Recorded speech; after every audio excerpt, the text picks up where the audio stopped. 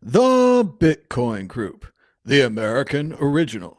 For over the last 10 seconds, the sharpest Satoshis, the best Bitcoins, the hardest cryptocurrency talk. We'd like to welcome our panelists Ben Ark from BTC IoT, Hello, all. Martin from General Bytes, Good evening. Josh Gagala from Voltoro, G'day. and I'm Thomas Hunt from the World Crypto Network. Moving on to issue one. Issue one, Bitcoin 20,000. According to chart watchers, the path to Bitcoin 20K is now wide open after previous resistance breaks. The fledgling cryptocurrency has continued to climb to over $18,800 in Friday trading, less than $1,250 from its all-time high in 2017. Martin, I ask you, will the price of Bitcoin break the all-time high? Absolutely, especially considering that the whole retail FOMO hasn't even started yet. This is just institutional investors getting into the game, and I still have to hear my neighbors starting asking me about Bitcoin again. So yes, I think we'll definitely break that all-time high. Ben Ark. Yeah, most definitely. I mean, it's just such healthy price action we've seen. There'll be a slight reversal, and then boom, it will just pop straight back up. A lot of people sort of try and compare it to 2017, but to me, it's much more like 2016, particularly with the halvening stuff we had, and it just feels like this is just the beginning of Bitcoin doing what it does. So yeah, just hold on to your seat and just enjoy the ride. But we would always say back in the day, we'd say, well, we're here before Wall Street and big finance have got into Bitcoin, so inevitably it will go up. But now, it's big finance is dipping their toes, and these institutional investors are dipping their toes in. But we're still here before nation states and more finance, big finance pours into Bitcoin. So yeah, plenty of room for the price to go up. We're less and less early all the time. Josh Gagala. I mean, I much respect to you, but that's the dumbest question ever. Of course. Of course. I mean, of course it's going to go. I mean, once it passed 15, got to 16, 17, I thought, okay, it's heading to 20. It's going to head up there. And when it went, when we waited years after the Mt. Gox collapse to break 1,000, because that was like the all-time high then, it finally got to 1,000. It didn't even pause to come back down. It just went straight through and went all the way up to 20. So if we're thinking 20 times from $1,000, maybe it's 20 times from 20 grand. I mean, it could go silly. And that's, of course, the next question that everyone's asking. Where's the top? Last time when we were almost at 20 grand, everyone was saying, no, just wait a week. It'll be 32, 36, 40, even 50. Then on the way down, they said it'll be 6,000, 3,000, 1,200. People kept saying, Martin, the price of Bitcoin this time next week, higher or lower? It will be higher, but I think it will be more difficult to go from, say, 20K to, say, 100K. So say from 20K to 40K, then from 10K to 20K, because it just needs more money flowing in because the market cap is far bigger. So I wouldn't be surprised if it takes a little bit longer to reach this massive, elusive 100K or something, but it will definitely be higher than it's now, yes. Yeah. Ben Ark, higher or lower? I mean, that's just not how magic go up money works. So I don't know if you didn't get the memo, but it just goes up. So similar things, people said similar things, way back when it was $1, $10, a couple $100. So no, I don't know. I think it can just go up to an amount which is going to make all of our eyes water. So yeah, higher. Maybe no higher. I mean, it will probably go back a bit, but then by next week it'll be back up even higher. So I'd be on 20K maybe by the end of the by next week. Josh Kagala, is it all bulls?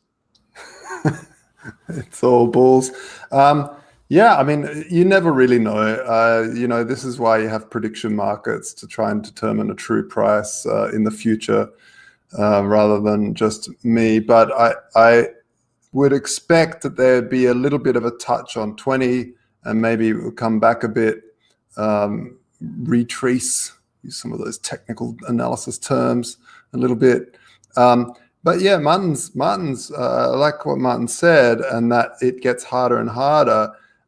It is true, and this is the hope that's been there since day one, is that by the time it gets to silly moon levels, it becomes so hard to move the price significantly that is what rides out volatility. And I mean, this is the whole reason the euro, the dollar, anything else isn't super volatile like Bitcoin is, because it's just, you just have to move far more money to be able to even touch the sides. So really, that's the goal, is to get to a point where it's so damn high that it becomes not so volatile.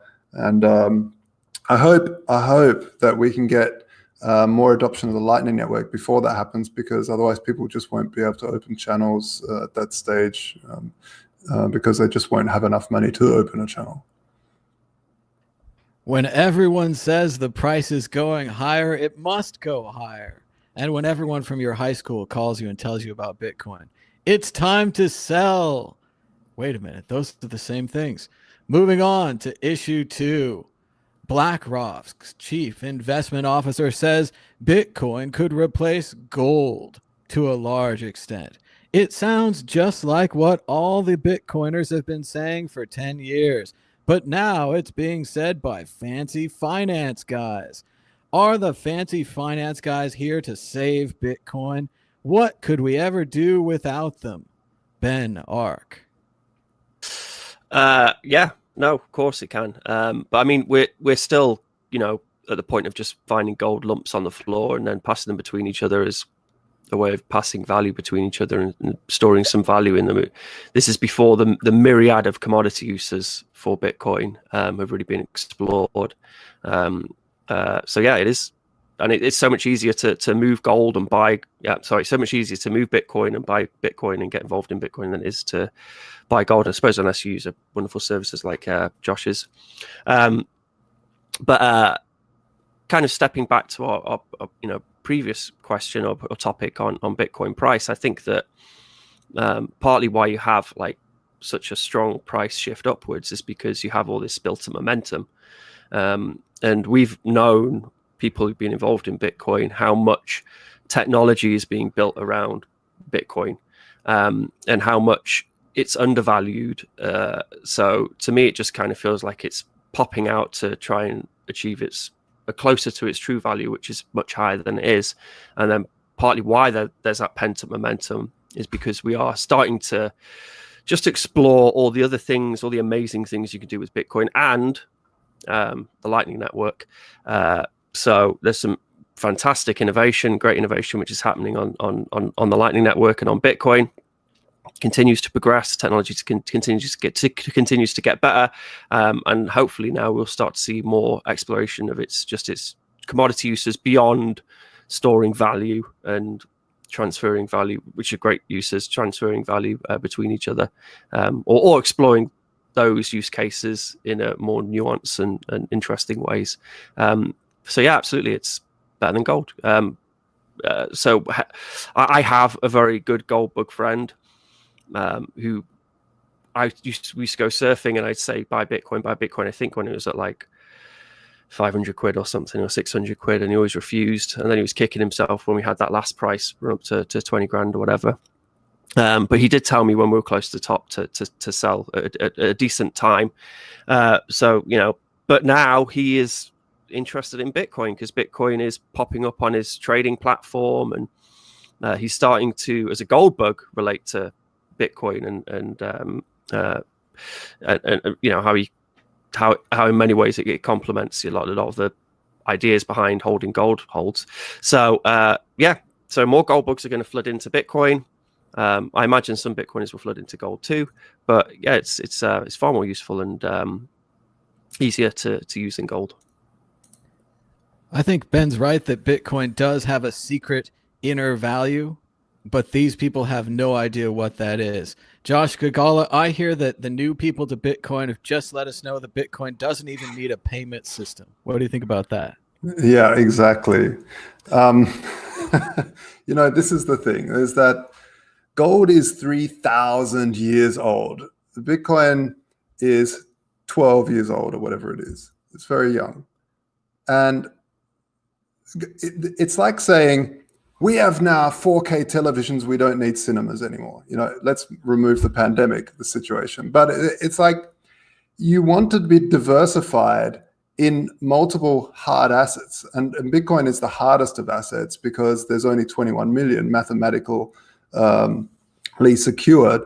And it's really, really important to understand that gold is something that lives in the DNA of humans through every culture around the world.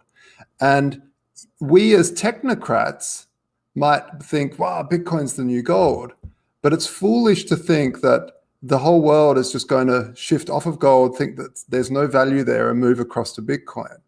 So why would you, if Bitcoin's at an all-time high, put your money back into fiat to hold the value thinking it's going to crash, rather than put it into another asset like gold or property or forests or something else than fiat?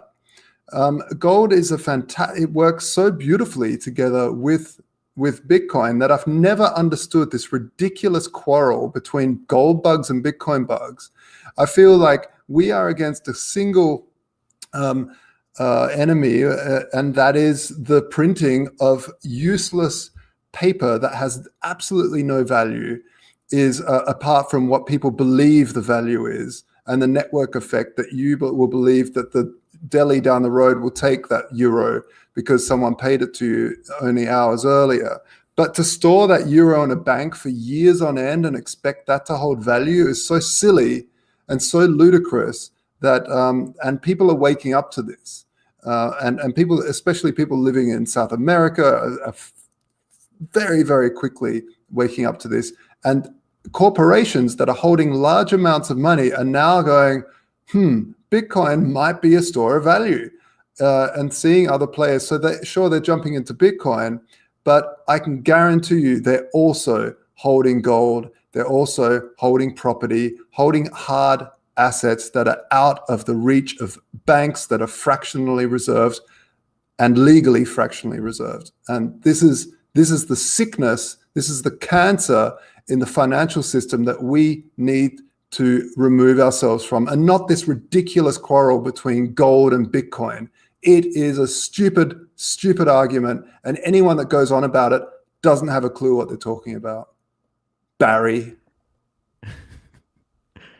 Martin, they found an asteroid full of gold, but they didn't find any Bitcoin or any finance guys on the asteroid. What do you think, Martin? Yeah, that's well. We'll have to ask Elon Musk to mine it first, so that will probably take a couple of decades. But I totally agree with Josh on this. Those companies now saying, "Well, we've invested in Bitcoin," they also probably have invested in gold, and it would make sense to diversify assets a bit. Personally, I would not hold gold except maybe around my neck in some Bitcoin bling, but that's not to store value. It's just for me, it's just impractical. But if you have a way like I'm not naming any company, but say have an easy way to get into gold and out of gold, between crypto and gold, that I see, that has a future. About prices. If you look at the price of a house or a car and you compare it nowadays price with that, say, 60, 70 years ago, if you look at the price in fiat, you'll find that the prices went up dramatically. But if you look at the price of a house in gold and compare it to the house price in gold, 60 years ago, you'll find that they're almost similar. So people complaining about that the house market, it went through the moon and it's too expensive to purchase a house. No, it's not. It's just that the fiat money, that's useless nowadays. So it's really important to realize that is that we, they're stealing from us every minute, and they constantly keep printing money. So you need these hard assets. And yes, I think for me, if I would have the option, I would diversify. But I'm a Bitcoiner, so it's just Bitcoin for me and in a house. But you got to live somewhere. But I totally understand larger corporations. They'll diversify in gold, crypto. Then the crypto meaning Bitcoin. The rest is just ignore it. No store of value. But of course, Bitcoin needs a payment layer. I think this whole Lightning Network makes it stand out from gold. I think in ways we didn't even imagine at first. So no, don't listen to the newbie rich Bitcoiners. Just take it from the OGs that we need payment layers. We need to diversify the assets, and don't listen to a dinosaur that runs a gold-backed bank that you should only buy gold, like Peter Schiff. Yeah. Is he already in jail, or is he out of jail, or is he still investigated? Anybody knows that? What's the latest on Peter Schiff? I didn't hear anything about it. Wow. No, I thought he was being investigated or something. Oh, I hope not. Yeah. No? Okay, I thought maybe that was that frosty interview, wasn't there, where his wife stepped in because someone asked him about the investigation which is happening towards Peter Schiff, yeah? So he was being investigated for tax avoidance or something, I think. But it's usual for the gold bugs. And then those are the ones screaming that Bitcoin is just for criminals, That's why I usually don't get into the discussion, but... Sorry, I'm getting off topic, Thomas. Well, I agree with. Maybe that's Martin. maybe that's when we call it up. It's always a good idea to diversify, but with Bitcoin, it never seems to work out. I'm always seeming to diversify into less Bitcoin. Let's move on to the exit question. Bitcoiners are famously anti-authority, strong libertarians. Why are so many of them so excited that they're talking about Bitcoin on CNBC again, that these major hedge fund investors are suddenly saying the exact same thing that Bitcoiners have been saying for 10 years, only it feels like 20? Ben Ark, do you bend the knee just because they have a television channel? It's because it's the Trojan, so we're all happy that the Trojan's infecting their systems and their finance. That's a good reason. Josh Ark. Yeah, I mean, it's definitely, it's a Trojan, but it's, I always said if Bitcoin doesn't get you because of your philosophy of libertarianism, then it'll get you because you need to pay someone overseas, and that doesn't get you. It'll get you because your friends are all in on it and you want to get up there. If that doesn't get you, everyone's getting rich and you want to be rich. And so and if that doesn't get you, then something else, the crazy maths behind it, will get you. Like there's so many reasons. Basically, it's unavoidable that you will eventually buy some Bitcoin, even if you step into some weird shitcoin first because you think, I missed out on the first part, so I better try and speculate on a crap coin. Buy Bitcoin. Buy Bitcoin. Or, sounds like you're everyone says buy Bitcoin. I like to say earn Bitcoin. Go earn it. Ooh, you're not just in it for the money. Scruffy looking nerf herder. And Martin, why do they care so much about authority? I thought they were anti-authority. I think it's over the years, Bitcoin has attracted different type of enthusiasts. Very early on, we were just there for the technology. I mean, we're all here for the technology.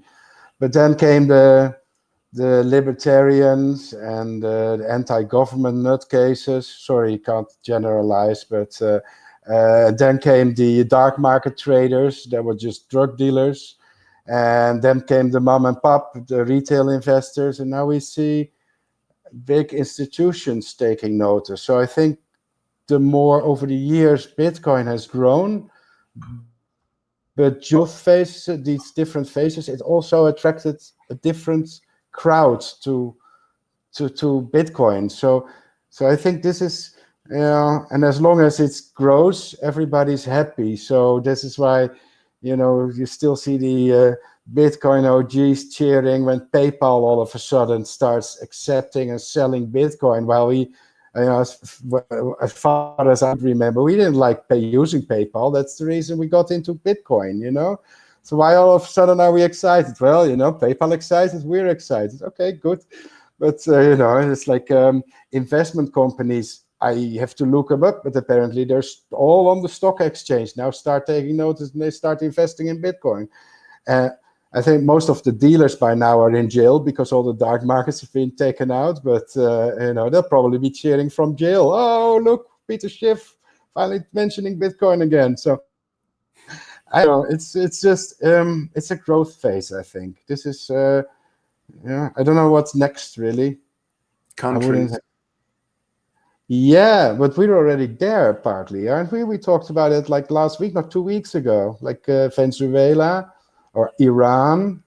If you want to buy their oil, you have to pay cough up some sats. So yeah.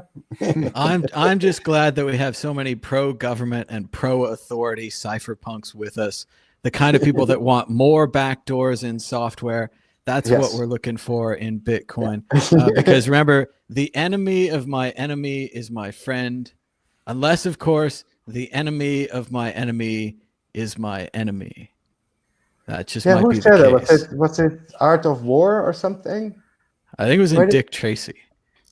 But everyone should check out the World Crypto Network store at shop.worldcryptonetwork.com. Save me some money. You could get World Crypto Network, the mug, World Crypto Network, the t-shirt, or the Treasures Don't Float shirt and the Bitcoin Not Bombs special Bitcoin Halving 2020 edition at shop.worldcryptonetwork.com. Less domain names. Issue 3. Cynthia Lummis is bringing Bitcoin to the U.S. Senate, apparently Homelander style. I don't know how that's going to work out. But Republicans, Cynthia Lummis of Wyoming, has won a U.S. Senate seat in Wyoming, and apparently she's a Bitcoiner going back to 2013 when she invested in the fledgling cryptocurrency. Lummis says she doesn't have as many Bitcoins as she wishes she has, but she wants to support the cryptocurrency in Congress. Josh Gagala, I ask you, Bitcoin in Congress, is this a good thing for Bitcoin? Bitcoin doesn't care about your Congress or your weird magic box of votes. It doesn't care about your guns and your ammo and your politicians. It just wants a private key to send it somewhere else. Nah, politicians.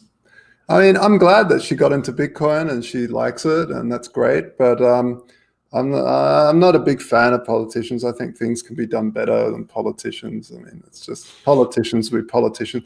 The whole reason you want to become a politician is because you think you can control someone's life, know how people should live better than they do. And I mean, the whole point of Bitcoin is math. Math is the rule. No rulers, but the rules. Lots of rules, no rulers. And there's so many progressive ideas that have come out of Wyoming, so many computers and scientific breakthroughs come out of that prairie state. I'm sure that the senator has an impressive background, studied all the necessary philosophy to understand what she's talking about. Martin, your thoughts on Bitcoin and the Senate? I don't think Bitcoin cares. Yeah, it's good for her that she's got some knowledge about Bitcoin, and I hope the investment does well for her. I just hope she doesn't start giving us advice on what to do with crypto, like some of the other new big shot Bitcoiners tend to do. I think she just should store them safely somewhere in a private key somewhere in the safe on a hardware wallet, and then just do what she does and not bother us with it. I don't care, really. I don't care. I don't care about Wyoming. I don't care about the politicians. I just focus on Bitcoin. I don't care who owns them either. So, yeah, good for her. Ben Ark, Bitcoin goes to Washington. Well, I'm going to take the other side from these nihilist maniacs. I think she did say that she was going to, being a Bitcoiner, she was going to encourage a sort of hands-off approach when it came to things like regulation, which will be useful for, people trying to set up Bitcoin businesses. And like, say if I go to a conference, sometimes you'll bump into someone and you'll say, "Oh, so why are you here? What do you work as? What do you do?" And then they'll say quite bashfully, they'll be like, "Oh, yeah, I work for a bank." And I'm like, "Cool, like we've got you behind the enemy line, infecting them with Bitcoin. Like, cool. There's this chick in working with Naomi as the Senate, and she's a first female, so congrats for that. But she's she's a Bitcoin. She's into Bitcoin. Of course, she's a politician. She politics, and she's got to relatively high up. So she's clearly must be missing something of a soul to be able to get to where she's got to. But no, I mean, like, congratulations to her, and I think it's very positive that there's a Bitcoiner, and she, some of the things she said in the podcast I quite liked. So he asked her how she was going to help educate people on the Hill about Bitcoin, and she said, "Well, we'll try and target the staffers who work for different leads, and trying to communicate what Bitcoin is to them, because they're the people who the lead will turn around to and say, what is this Bitcoin nonsense? What is it?" Having someone as well, I mean, like, she did kind of sound like she knew what she was talking about in the podcast. And when the topic of Bitcoin pops up, and then you have some stuffy old conservative who says, "Oh, it's just for drug dealers," and blah blah blah, then she'll blast them out of the water with her maybe medium level knowledge on Bitcoin, but she just knows enough to argue a good case for Bitcoin, and that's a positive thing too. So I think it's positive, and yeah, it's in the perfect anarchist world, then we wouldn't need government on any sort of architecture of state, but it exists currently in the worlds we live in. So to have people there who understand Bitcoin somewhat and can fight its case and can help educate people behind the line, that it's good. I mean, I felt the podcast was very positive, and well done Bitcoin Magazine as well. They produce some excellent content, and for reaching out to her, and because obviously I imagine she's very busy, but to get her on the Bitcoin Magazine podcast, that was quite an achievement. So well done to them. I just think this is a great topic because I get to the side on the same side as the libertarians and the crypto anarchists, and I get to say that Bitcoin as code doesn't need your permission. Bitcoin doesn't need permission from Congress. Bitcoin as code doesn't care. Yes, Congress could try to influence the Bitcoin. They can influence people taking their money in and out of it, where you can use it. They can try to block it through the internet, and we'll route around it, and we'll have a fun game. But yes, Bitcoin as code doesn't care. But she's the best thing. Go ahead, Ben. Sorry. She's hopefully there to take out some of that friction. She's like, yeah, okay, Bitcoin doesn't care. And, we can all build Bitcoin businesses, and we could do it in a way which is kind of anonymous, and we won't have like government oversight or whatever. But it does help if there's people behind the line who are helping remove friction, which we might come across if we were trying to set up something which involves Bitcoin. I just think the best part about being a congressperson or even a senator in the United States is that you get free healthcare, and then you get free healthcare for life. It's an incredible program where all we need to do is make every American citizen a member of Congress for just one day. Will qualify for the healthcare plan, and then boom, every American citizen has healthcare for life, and we can just call ourselves representatives. I think it's a great idea. I don't have an exit question on this one. What do you think? Wyoming, is Wyoming a big deal for Bitcoin? Okay, go ahead, Ben. What do you got? So my exit question is, she said that towards the end that she imagines about accumulation, about people being able to diversify their portfolios very easily into something like Bitcoin, like regular normal people. Like you and could that get horses or hardtack or but that any of the prairie devices. She imagines that, you know, Wyoming will start buying Bitcoin and diversifying their portfolio to have big. So which state will be the first state to accumulate Bitcoin? Well, I mean, Wyoming was already accumulating horseshoes and blacksmiths and anvils. They have a lot of anvils. Bitcoin's a logical step then. It's right there. They're very heavy. They have a cobbler. Ben, but They still have cobblers. A farrier. Why would a state like Wyoming have to diverse their portfolio? They're not investing, are they? They're spending tax money. They're just printing money. They're just getting from the Federal Reserve. Oh, we've got teachers unions that have massive portfolios in this country. So we have all kinds of things.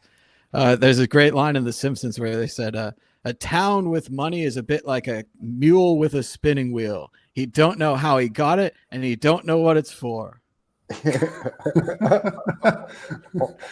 I think she said in the podcast about store of value that her job before she became senator was around oil and gas. I don't want to paraphrase, but I think she said that her job was to ensure that the value they extracted and converted from oil and gas to revenue could be secured in a way which would keep its value, and that's why Bitcoin would be useful. So yes, I agree. I think she would support my plan to use the Bitcoin confiscated from the Silk Road to build 50 Smithsonian museums in each of the 50 states. One museum, one state. Yes, it'll take off. We've got lots of money. We just have to keep talking about this. All right, moving on to issue 4. Issue 4. Poker players are enhancing their winnings by cashing out in Bitcoin. Finally, a real-life use case for Bitcoin. Online poker business is buying millions of dollars worth of Bitcoins as the winners want to cash out their winnings and to continue to gamble by then buying Bitcoin. We finally found a use case for Bitcoin. Ben Ark, your thoughts on poker players and Bitcoin's killer app?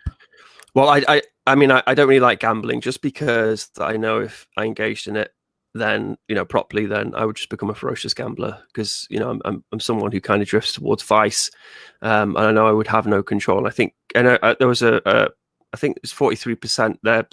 The gambling sites have had an uptick of 43% over the whole COVID stuff. Maybe that's just people just at home being bored, but I don't know. I think it can kind of pull in quite desperate people who trying to want to get some money, and it can be quite a dangerous vice. I don't know how you get around that, to be honest. Bitcoin makes gambling really fun and easy to engage with. You know, go on LNTX spot and do a coin flip, and you'll spend the next hour flipping coins for satoshis on your WhatsApp group, which is a load of fun. That's about as far as I go with gambling. But I think the problem with gambling is the bank always wins, but I suppose with Bitcoin you are your own bank, so I don't know what that means, but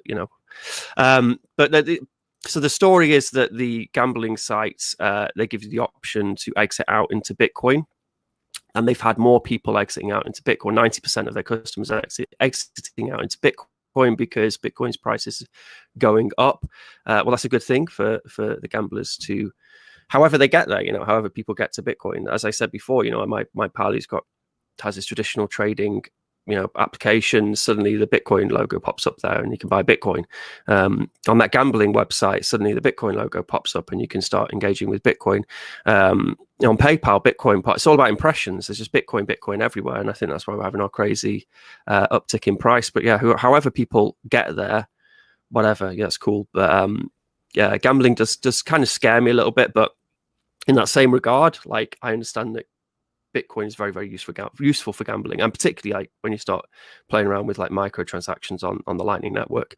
I have to stop myself from wanting to try and develop gambling stuff on Bitcoin because it's so much fun, particularly when you've got multi-signature things and all sorts of technological technological functions for being able to provide a fun gambling experience. So, and also a more honest gambling experience where you don't have to trust just the website you're pumping your money into. But yeah, no, it is interesting. Obviously, we should stop everything we're doing, and you should start working on that, Ben. We should make a version of Satoshi's Dice, provably fair, with the Lightning Network. But this Bitcoin withdrawal option is so popular on this gambling website for the poker players, they'll pay 1.5% cut of their money to get it in Bitcoin. That just shows you how popular it is and their expected return. So I agree with Ben. We need to continue to try to adapt and to get more desperate people like gamblers, stock market traders, conservatives, libertarians, people like this. We need to draw into Bitcoin with all of their hopes and dreams so that they can experience these incredible up and down swings, leaving them wrecked. Yes. I did like it at the end of the article when he was like, oh, inevitably when the Bitcoin price starts to go down, then people start dumping their Bitcoin on us, and that's just something we're stuck with. And that's I like that. It was sort of like, like we've opened the door, we've let the Trojan in, and now we're stuck with it. We can't get rid of it. Well, the company's definitely going to have to buy a lot of Bitcoin in advance with the idea that poker players will want it. And if they suddenly change their mind, like people did with Mastercoin all those years ago, suddenly you're stuck with a whole bag full. Josh Gagala, is this the killer app for Bitcoin withdrawing your poker winnings? The thing is that it's actually not a very new idea. Poker players were some of the very first early adopters, because it was one of the ways to get your winnings and put them somewhere where the state couldn't get hold of them and stuff. I know personally a bunch of poker players, and one of the reasons was because there's so many laws around poker, online poker, that a lot of these sites are pretty sketchy. And so it's very hard to pay out into a bank, and your bank will just freeze your account if you've come from a poker site. So it's always been, but back in the day, it was about like getting Linden dollars first and selling that for like Douala thing, and then getting Douala to pass over to Mt. Gox where you can get some crypto. Like there was, poker players have always been the backbone. Along with drug dealer, no, but I'm just saying that it's been a long time. And if you go to some of these crypto events, there's always like poker tournaments and stuff on the sidelines. It's a big part of this industry that no one's really talked about that much before. But it's definitely, poker has been one of these funny card games that really is sort of part of the ethos of Bitcoin. Yeah. Drug dealers, poker players, prostitutes, Bitcoiners. Oh my. Martin, your thoughts on poker and Bitcoin? Personally, I don't gamble. I don't like gambling. I don't like the gambling industry. It's bordering mafia in most cases. Even though poker is technically not gambling, you can count the cards, so you're not taking a complete gamble. There's lots of foul play where many people on the table, especially online, can communicate with each other and share their hands. And then the unsuspecting party on the table doesn't know that everybody is working against them. So there's a huge chance for fraud. People gamble. I think it creates lots of problems. People get addicted to gambling. Families get into problems. We're building like Bitcoin and blockchain applications where we want to make a better world, and then getting the cockroaches of the online commerce in. I don't think that's good for Bitcoin or for anyone really, except maybe the guy that owns the poker table. So I'd rather not see gambling and Bitcoin combined, or poker for that matter. But from what I understood, the article was more about poker players want to get paid out in Bitcoin and they're willing to pay a premium for it because they're effectively hiding it from the tax man. So this is dodgy as fuck, really. I don't want to be part of it. This is also one of the reasons you will not find a general buys ATM in a casino. We don't sell to casinos. We don't want to deal with the business. We don't want to be even close to them. It's just I think we have our ethics. If you want to make a better world, make a better world, but don't say you want to make a better world and turn around and place your machines in casinos. That's not making a better world. So I'm a bit on this, but I know several of the guys within our company have the same attitude towards gambling and crypto. It's like start your own shitcoin chain and use that. I believe Atari is now doing it, so they'll start some crappy ERC20 token where they'll do their gambling on. So okay, good for them, but no, I am not welcoming them. But Bitcoin doesn't care. Bitcoin will go wherever it's treated well. So they'll be there, but I won't be cheering on the sideline myself. Sorry, that was like my 2 cents on it. I agree with Martin that gambling is horribly unfair, except for Ben's brand new Lightning gambling, which is going to be totally provably fair, and we'll all get a cut of the casino and we can retire. Exit question: when will Amazon accept Bitcoin? Ben Ark. But don't they accept PayPal? That's pretty already? Close. Do they? Yeah. That's pretty close. I know. I mean, Amazon, I remember I don't think eBay accepts PayPal on Amazon.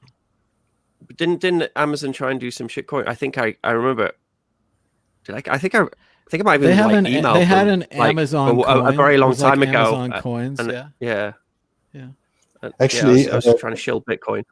Years ago, Amazon 20% of all Amazon US orders was already paid with Amazon points.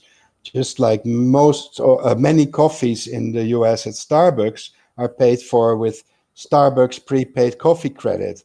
So in a way, they're already doing something very similar. So they have no intention. They have they're nothing to gain by accepting Bitcoin. They'd rather have people spend their own points, because once they lose the points, they automatically become part of the never to be reclaimed coins in the Amazon empire, and it will pay for Jeff Bezos again. So yeah, I don't know when, but I don't think they need to accept it anyway, because I've got plenty of those credit cards that you can store your crypto on and then spend it anywhere. MasterCard or Visa is accepted. But what's your opinion? I agree with Martin. It seems like Amazon does already have their own currency. They even offered me like $110 if I bought $100 card once. And of course I did it because it was an extra $10 and I can't stop spending money there.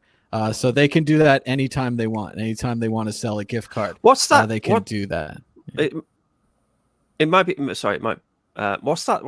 Remember Purse.io? You worked for Purse.io, didn't you? So you can shit talk a little bit. So like, what was the business model there? Like how did, because you would, with the Amazon vouchers, do they pay people in Amazon vouchers as like a tax fiddle or something? And then the main thing that I understand is Amazon that vouchers for the gift card market is very complicated and very fluid. And sometimes people will pay you $9 for a $10 gift card, and sometimes people will pay you $7 for a $10 gift card. And that from that margin, people are able to make money on both sides. And it's very complicated and fishy. I think Fold app still exists, and you can get kind of like a reasonable discount, like 3% or 5%. I know that at Purse, sometimes they were offering 10 or 20%. And I just don't know if we know where that's coming from. Gift cards are just very complicated. People are paid in gift cards, because we've had like a whole load of gift card traffic coming through LM Bits, and I know other custodially type things where they've had gift card traffic come through. I think that I'm pretty sure people are paid in gift cards. Amazon pays their Mechanical Turks in gift cards, but at smaller amounts, though. I mean, we're not to really make a lot of money on the Amazon Turk. You really have to make it. But there might also be, I've heard some casinos might pay their employees in gift cards. I don't know what's going on, in other countries and things. But the gift card market is just much bigger than we think it is, and it's much more fluid. So in Amsterdam, I've seen drug dealers accepting Apple Store credit. So it is like used as an alternative currency, and this is why it's also bound under this new AMLD5 directive, the anti-money laundering directive in Europe, that the maximum amount you can use per payment is limited, very limited now, and it's only one gift card per purchase. So you can't purchase an expensive ticket item with several gift cards. You can no longer combine them, and it's only for small amounts. And I think this is the reason. And it's not to do with money laundering. Of course, they say it is. But the fact of the matter is money is very, very fluid. If you look through the continent of Africa, a lot of the reasons why they have now got M-Pesa is not because it's it's because they basically, people were like, oh, I can't pay you for this watermelon, but I've got some SMS credits. I'll just send you the SMS credits, which is effectively a credit. It's effectively a gift card. And eventually people just start sending SMS credits because everyone's got a phone, everyone SMSs. And at the same time, SMS was sort of getting more and more useless as WhatsApp, but the SMS credits were becoming useful as a currency. So now the whole continent of Africa, it's very, very, very common to use SMS credits still as a form of payment. You can pay pretty much everywhere in most countries in Africa. And that is the reason why they don't want you to buy too many gift cards, because gift cards can very, very quickly take over from euros if they get enough network effect and they start becoming fungible and all this sort of thing. So this nonsense they keep talking about with money laundering is maybe a small thing. Maybe it is a small reason, but the large reason is they don't want to lose use cases for the euro, for the dollar, for the yen. When you lose use cases, you lose value. Just like when now we hear PayPal is now got Bitcoin, everyone's like, yeah, because it's a use case. So we're all wanting more and more use cases, and if people start taking away use cases from the euro, of course, it's going to be made illegal. But I just want to quickly go back to the purse thing. Ben, how purse, as far as I can remember, correct me if I'm wrong, Thomas, is that you put something in your wish list, and because you couldn't buy Bitcoin with a credit card because you can reverse credit card transactions, what people did was you said you would pay in Bitcoin and you'd pay cheaper. You pay cheaper in Bitcoin, and someone else would go and buy your thing that you had in your wish list, your book, and the Bitcoin would be released to them and you would receive the book. So because they got it cheaper, Purse got a cut, the person got it at a premium above, and everyone's happy. You definitely have to be a gambler if you're buying a Bitcoin on a 10% hit already, and you think it's going to go up more, and you're buying it on a credit card with a 20% APR. I don't know. It just sounds like a lot of risk for the people using the service on that side. Yeah. But yeah, I agree with what Josh was saying about a use case and PayPal, and but real money laundering isn't done $5 at a time. It's not done with these M-Pesa people. It's done by large corporations moving millions of dollars in and out of companies. Explit.com.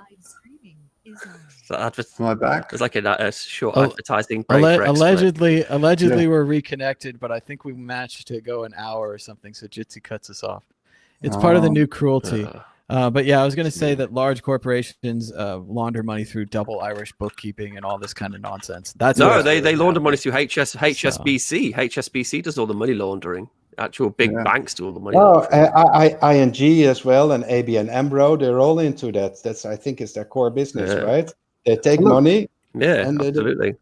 To be honest, that one bank had those slots where they sized the slot for the briefcase. And you put the briefcase in the slot. The entire art industry is actually money laundering. Like you've got to see why does some paintings go for millions of dollars when it's like some wacky thing? It's because traditionally what you do is you get an unknown artist, you buy a bunch of their paintings and artwork, and then you make them famous.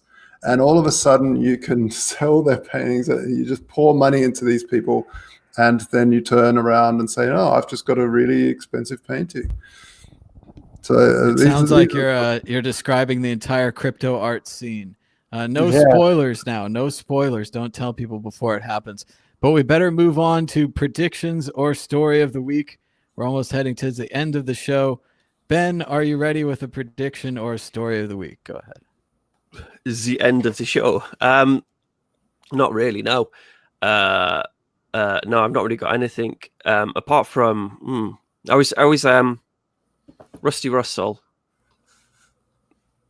tweeted about his Bolt 12 thing for Lightning, which will be reusable invoices. So we get, an invoice you can send money to more than once, which is very useful. very nice. I mean, it's still a draft. So, and in the draft, he does give props to LNURL. So that's great. I don't know if we need it, to be honest. I think maybe it should just be kept off second layer and just, be an LNURL thing.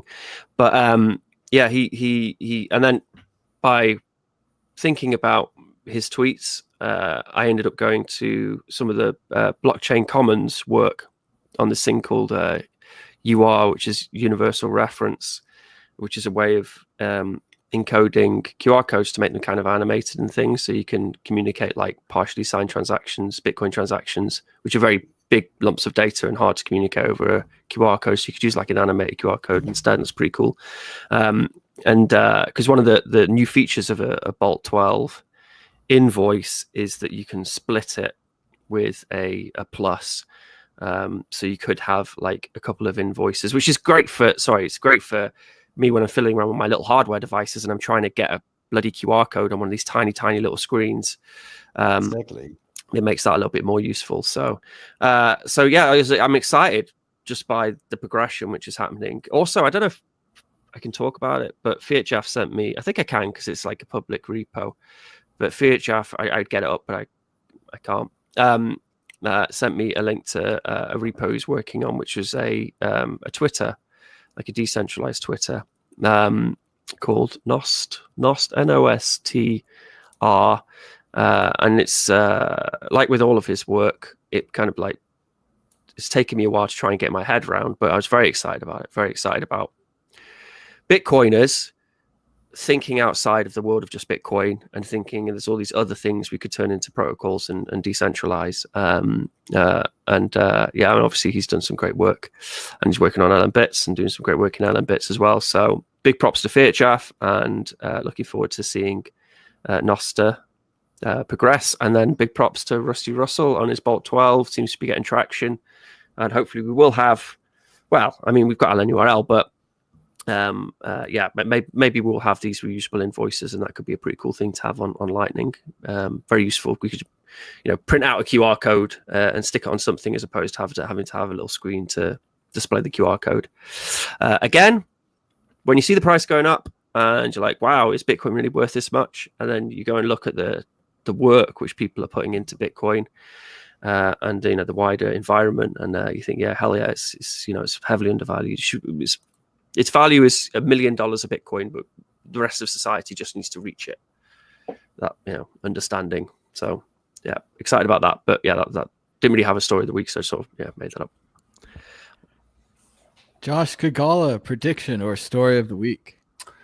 Well, towards the end of 2017, Voltoro was one of the largest gold sellers in Europe, and I think it's going to get the same way again. We're going to become one of the biggest gold retailers because people just will start hedging these massive prices and cross-averaging out of Bitcoin. And yeah, I think that's my prediction.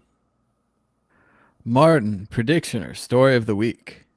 Well, we've been so busy, I didn't even notice the price going up at first. So we were like, recently we launched the Everytrade IO app, but it's a bit of work to manually download all your transactions from the exchange and then import them into the accounting app. So what we did is we launched connectors, API connectors for Binance, Bitstamp, Bitfinex, BitMEX, Bitrex, Coinbase, CoinMate, Huobi, Kraken, OKX, and the General Bytes ATM. So those are all live now. So it's like all automated bookkeeping for those. And we're still working on Bitflyer, CoinSquare, local Bitcoins, ShakePay, Poloniex, Paxful, and out of my head, I think HitBTC. So it will be the extremely comprehensive connector. So it will basically connect all your trades from everywhere. So we were so busy debugging that and getting that tested that I didn't even notice the price was going up. But now, and Thomas, I all of a sudden people were like all-time high question mark on Telegram and stuff. So I was distracted. And I looked and I thought, oh yeah, we're almost at the all-time high. Well, I think we're not even near the new all-time high. It will go up a lot more. And as Josh said, it will just keep growing. And I think people will diversify into gold again too, because it's like instead of the shitcoin altcoin season, what they called it, I don't think there will be one. I mean, have you ever heard any of those large companies that now invested in Bitcoin say, well, we just bought $100 million of Ripple, or we just bought $100 million of I don't know, whatever, Dogecoin? No, you don't hear that. It's just Bitcoin, it's Lightning, and it's gold. I think those are the three big winners in the next bull run. What do you think, Thomas?